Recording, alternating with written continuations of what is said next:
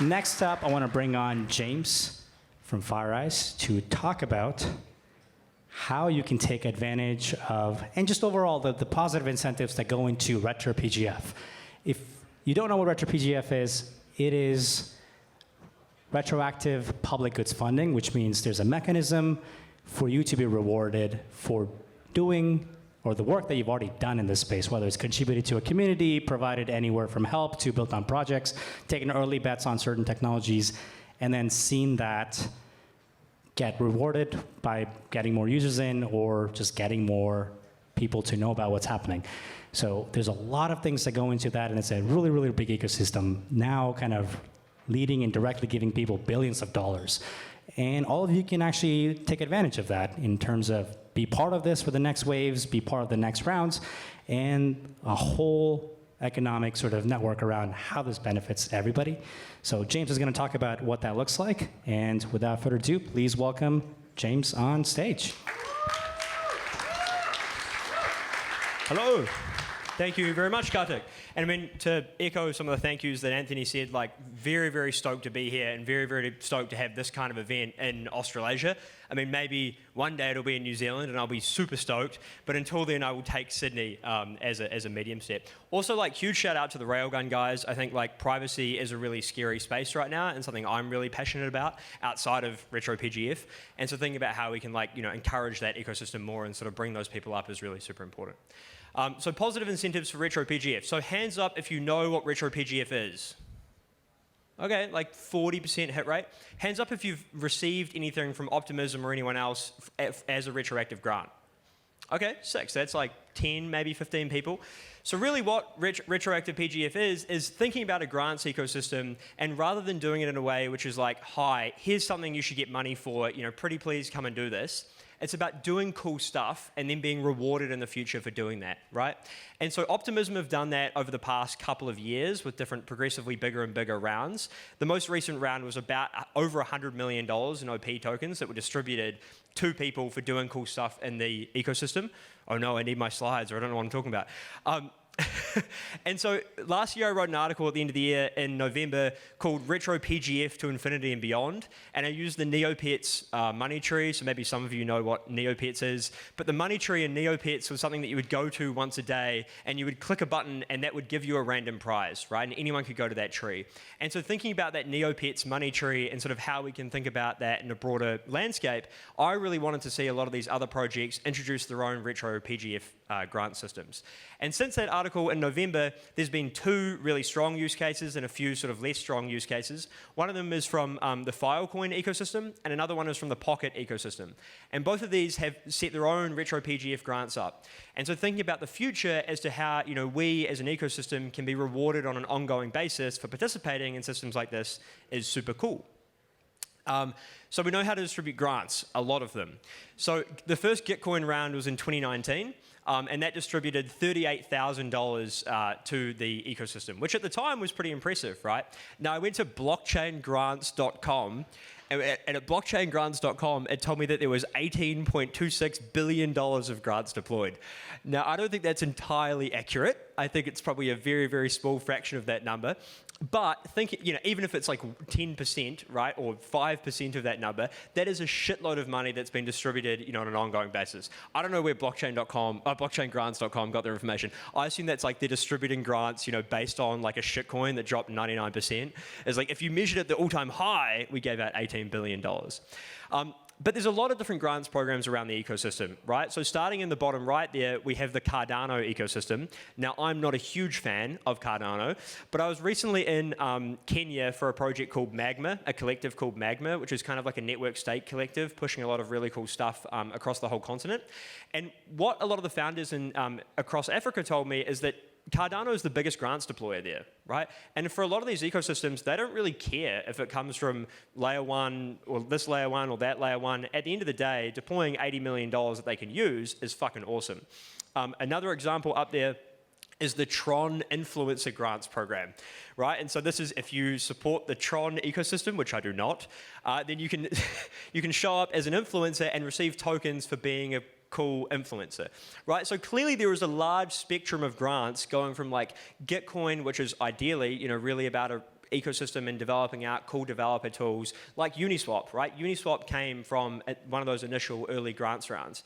And so right now there's the Gitcoin grants round 20 going on, and even if it's not $18 billion, that we have one thing that crypto has been really good at is giving out money, right, in lots of different forms, and some of those forms are grants.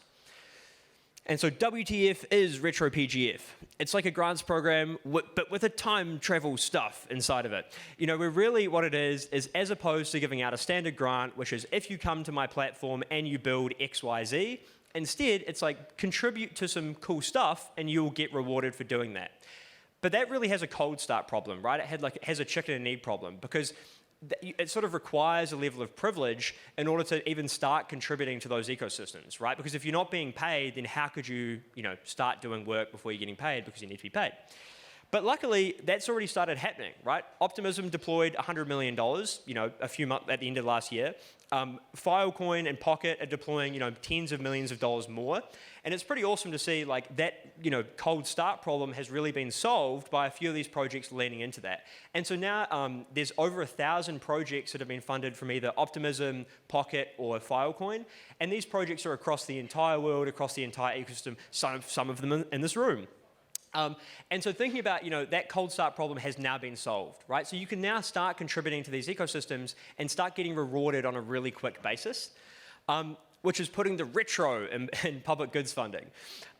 Now, this is like an interesting mechanic, right? So like the lighthouse there lighthouse is a really good, there's other examples, but a lighthouse is a really good example of a public good, right? Because you don't want to crash into the rocks, and so they set up lighthouses, and now every ship that passes by is like, oh, that's a very useful lighthouse.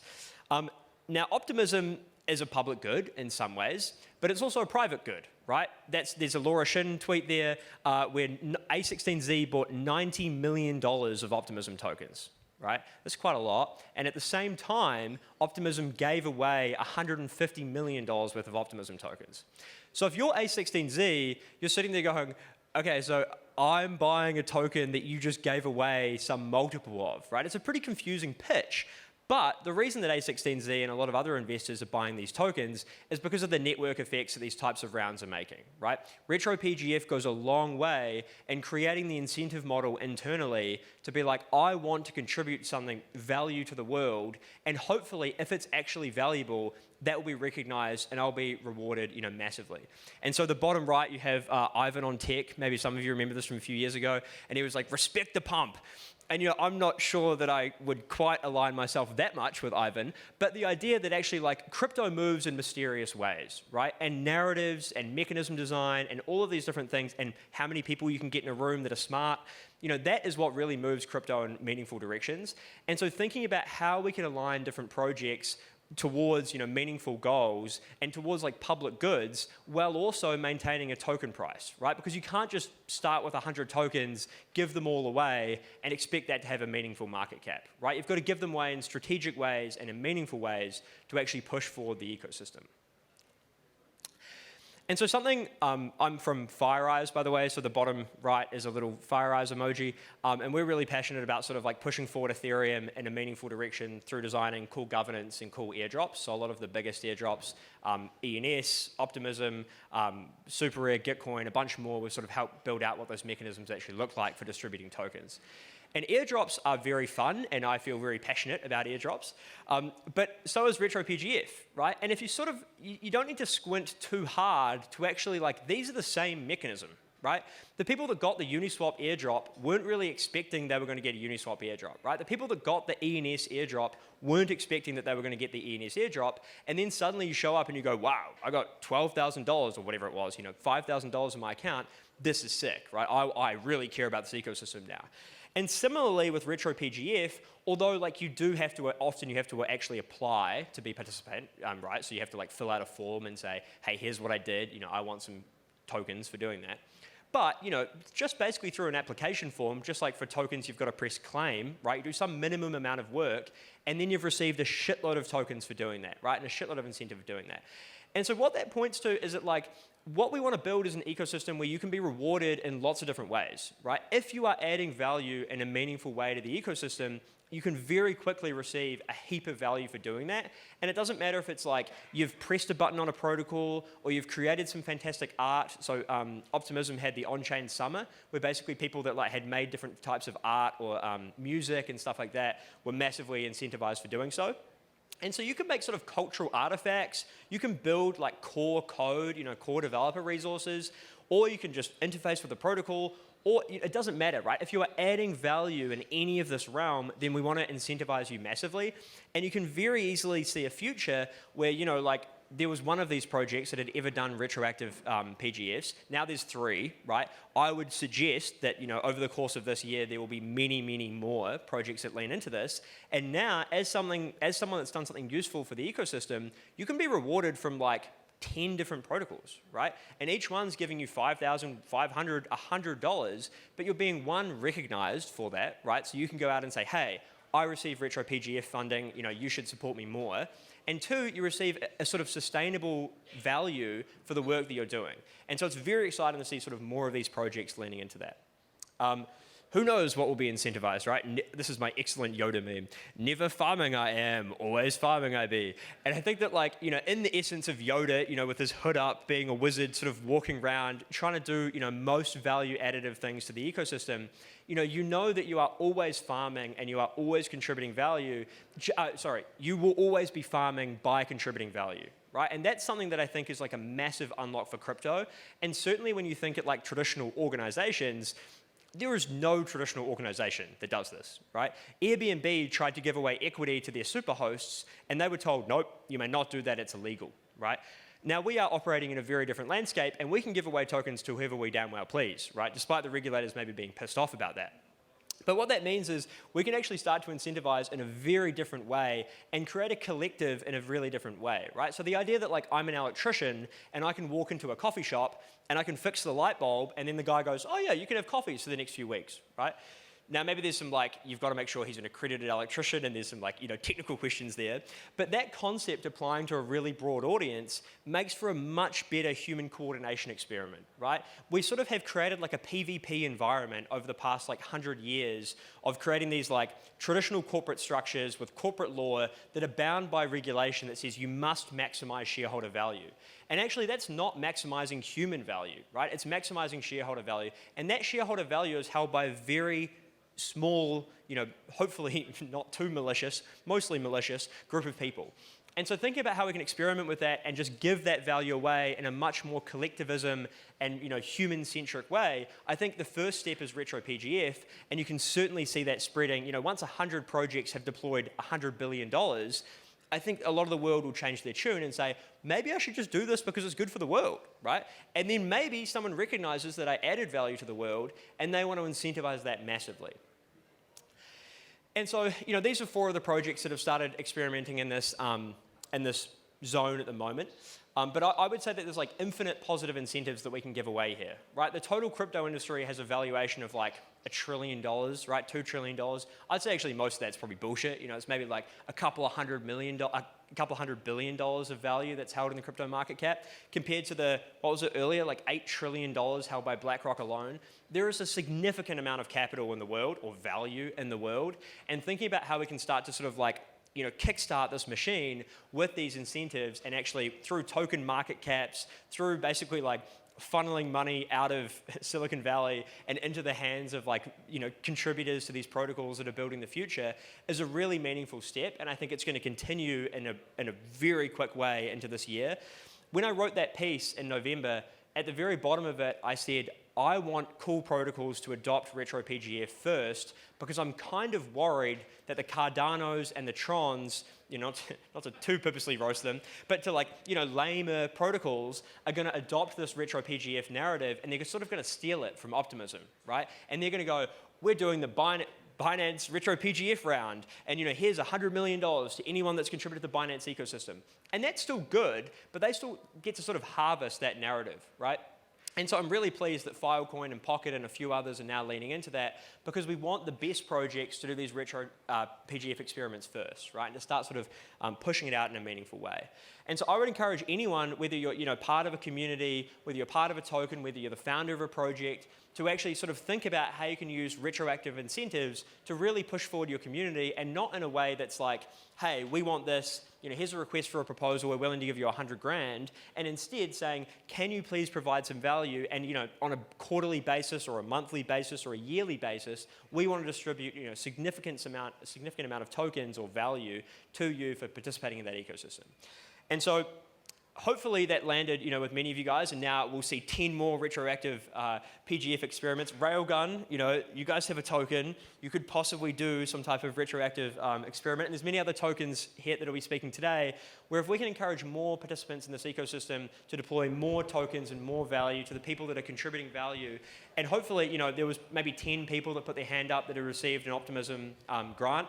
They're doing another round in coming months, and so start contributing today, and then apply for those grants, and get some of those tokens, right? Filecoin, same thing. Pocket, same thing.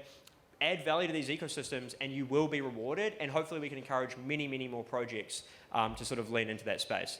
I have 5 minutes left. Are we allowed? Can we do questions? Sure. Nice. Okay. Because I feel like this is like a confusing topic, and maybe there's someone sitting in the room that's like, this sounds like bullshit. We can't just make up money and give it away. So, any questions from the audience?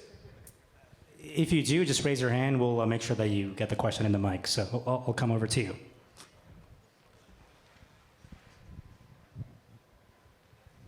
Hi there, my name's Kartik. I've recently started the development behind a new DeFi protocol called Amether. Thank you very much for the topics that you've just presented. It's absolutely fascinating. The one question I had on retroactive grants was, how do we think about aligning ourselves best with the ecosystem? What's that one KPI that we can absolutely nail and feel that we're genuinely adding value and therefore worthy of receiving a grant? Great question. And so Optimism have done a lot of research into this topic of sort of like impact evaluation criteria, right? So what is impact to Optimism? Optimism initially called it RetroPGF, and they got a lot of shit for calling it Retro Public Goods Funding, right? Because is it public goods? Because it sort of seems like it's Optimism goods, pretty transparently. And so thinking about how you can evaluate these impact measurements is very interesting. Lauda, who was one of the people that helped craft that impact evaluation criteria for the last round of Optimism RetroPGF, we had a conversation in Istanbul last year, and she was like, I hope you're using the impact evaluation criteria as a badge holder to evaluate how you're giving out grants. And I didn't know that she created the system. And I went, I'm just like making it up, and I just go through and just give away money to these people because I think they were cool and because they added value. Now, she was sort of not very into that answer, but there's 150 different badge holders. So for the Optimism experiment of giving out 100 mil last year, there's 150 different people that have been elected or passed the baton by other people that are sort of able to make those decisions around, what is impact. And I think you want that to be purposely decentralized, right? And so it's not really an answer. My answer is that you sort of want the right people in the room that can actually evaluate impact in a way they see impact forming, and that might be very different for different people. And certainly, if you just have the VCs sit down and go, "Who's been the most impactful?" and one of them says, "Well, the token price went up on this day, so this person's been the most impactful." Okay, well, that's clearly not how we should evaluate impact. But things like, how many humans attended events? How many humans signed up for a hackathon? Was there cool art and culture created and sort of absorbed by a population? Did you build something meaningful? How many people used that? How many people have looked at or copied the GitHub? There are hundreds of different ways that we can measure this impact, and trying to sort of each project coming up with their own criteria and their own metrics around how they want to retroactively reward, will end in some chaos, and will certainly end in some projects distributing money to dumb places. But that's sort of just like lots of shitcoins that have done the exact same thing. It's okay. We're still in experimentation stage, and we sort of can have that impact be measured in different ways by different projects. So I don't have an exact answer, but hopefully we can sort of build that out together and have many different interesting parties contribute to how that value is perceived and rated. We probably have one more. Any other? Yes, one more dying question.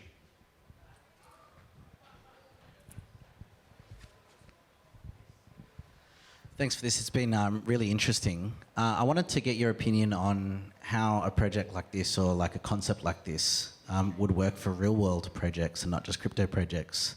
I recently read about a team that got together with their own expenses and went to remediate a marine site where there had been a commercial fishing installation and the company had gone bankrupt and just left all their equipment there. So how do you see something like this applying beyond just blockchain protocols? Yeah, love it. And I think especially for sort of like public goods, like impact evaluation, you know, trying to imagine ANZ, right, or like a bank in Australia being like, oh, you've been a really great customer and you've added, you did a bug report, you know, here's some money. That's going to be quite challenging, I think. But, you know, thinking about a project that's like cleaning up the ocean, for example, you know, like what's that stat about when you give away to charity, like some huge portion of charity earnings are just sort of like deleted through bureaucracy, right? Like this seems like a really nice solution where I, as a contributor to that charity, say, hey, here's $1 million, but I don't want that to be used for CEOs' salaries, you know, that need to be paid a bunch of money to distribute money. You know, instead, here's $1 million and take a photo of every piece of plastic you pick up, right? And maybe you've got to be like accredited to get on, not accredited investor, but you've got to be like verified to get on the platform.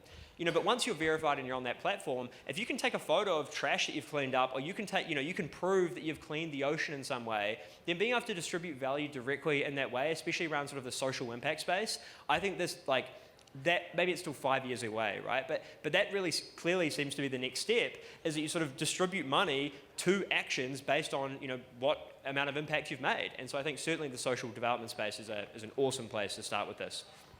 Anyway, now it says time's up. Thank you guys so much.